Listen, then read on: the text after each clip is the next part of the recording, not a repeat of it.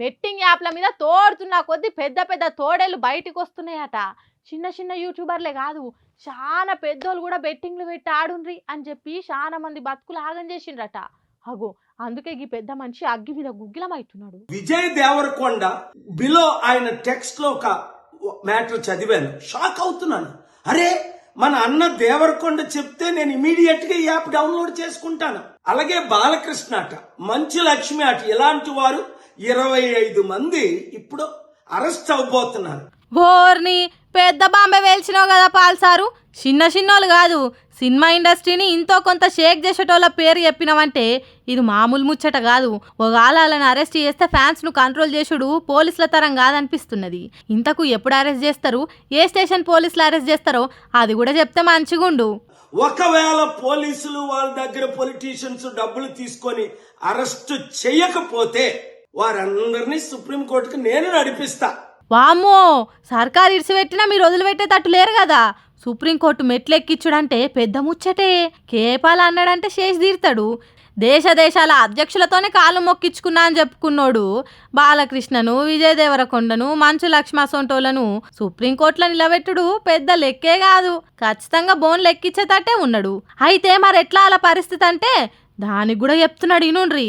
ప్రకాశ్ రాజు లాగా మీరు కూడా తప్పయింది అని ఓపెన్ అపాలజీ చెప్పినంత వరకు, 2 మీరు సంపాదించిన డబ్బు ₹1 అయితే 1 కోటి, 10 కోట్లు అయితే 10 కోట్లు, 980 మంది ఆత్మహత్యలు చేసుకున్నారు. అంటే వారిని మీరు నరహత్య చేశారు మీ ఇన్ఫ్లుయెన్స్. అయ్యా తప్పైందని చెప్పనన్నా చెప్పాలి ప్రకాష్ రాజ్ తీరుగా. లేకుంటే బెట్టింగ్ యాప్లలో పైసలు పెట్టుండ్రని చెప్తే మీ మాటలు నమ్మి పైసలు పోగొట్టుకున్న వాళ్ళకు ఆ పైసలు అన్న వంచాలి. ఇవి 2 చేయకుంటే ఎవ్వరిని వదిలిపెట్టా, నేను వదిలిపెట్టా అంటున్నాడు. దానికి టైం కూడా పెట్టిండు. ఎండ్ ఆఫ్ ద డే మీకు మిగిలింది ఏంటి? ఆత్మకు శాంతి కావాలా, మనసుకు రక్షణ కావాలా, నెమ్మది కావాలా, ఫ్యూచర్ మంచి పేరు కావాలా, లేదా చరిత్రహీనులుగా మిగిలిపోవాలా? ఆలోచించండి. 72 గంటల టైం మీకు ఇస్తున్నాను. 72 గంటలు అంటే 3 రోజుల టైం ఇస్తున్నాడట బాలకృష్ణ, విజయ్ దేవరకొండ, మంచు లక్ష్మిలకు.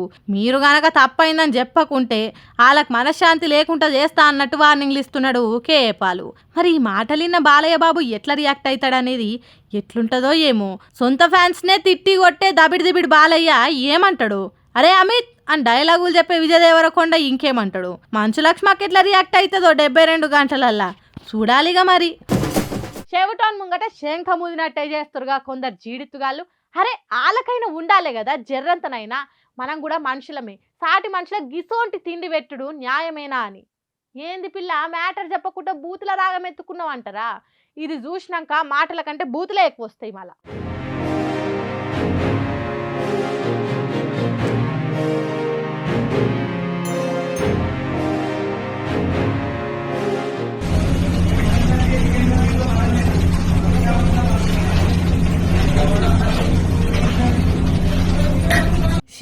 షీ ఏడి కాడికి పాకురు పట్టిపోయిన పోయి రూము. ఏ సామాన్ చూడు జంకు పట్టిపోయే కదా. ఎన్ని దినాలు అవుతుందా వీటిని దోమి.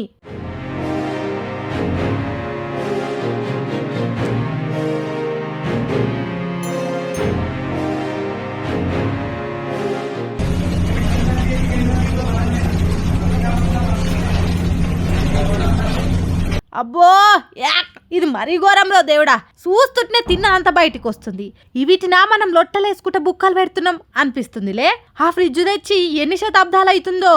ఓ అబ్బో ఇంకా చూపియకుర్రి అని మీరు ఎంత మొత్తుకున్నా మీకు బుద్ధి వచ్చేదాకా గిసొంటి వార్తలు చూపిస్తూనే ఉంటాం. మళ్ళీ ఇది ఏదో రోడ్డు పంటుండే ఆషామాషి హోటల్ కూడా కాదు. బంజారా హిల్స్లో ఉండే మండి 36 అరేబియన్ కిచెన్ వాళ్ళ కథ ఇంత కమ్మ ఉంది. గిట్లనే ఫుడ్ సేఫ్టీ అధికారులు తనిఖీలు చేస్తే ఇలా ఘనకార్యం అంతా బయటపడ్డది. ఈ నడుమ ఇంకా అందరు ఒకతాన కూడి ఒకటే గిన్నెల మండి అనే పేరుతో కుమ్ముతురు కదా.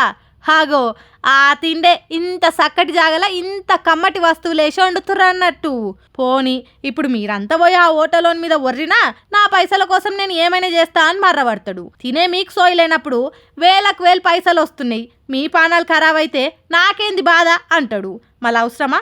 అందుకే మీకు సోయి వచ్చేదాకా మీరు ఎంత తిట్టుకున్నా దినాం గిసోంటి మస్తు హోటళ్ళు బయట పడుతూనే ఉంటాయి.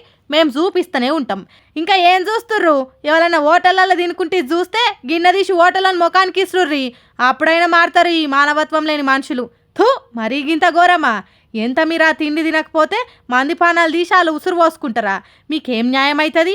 వీలుగాక జల్దీ డ్యూటీలకు పోయేటోళ్ళు వేరే దారి లేక బయట తినవలసి వస్తుంది. ఆ సొంటోళ్ళ తన పైసలు గుంజి మరి వాళ్ళ పానాలనే ఖరాబ్ చేస్తుర్రంటే తారీఫ్ చేయవలసిందే అని నోటికొచ్చిన బూతులతోని కుత్కెలు కూలవడంగా మొత్తుకుంటురు.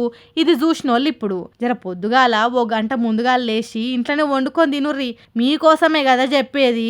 ఏమంటున్నాం?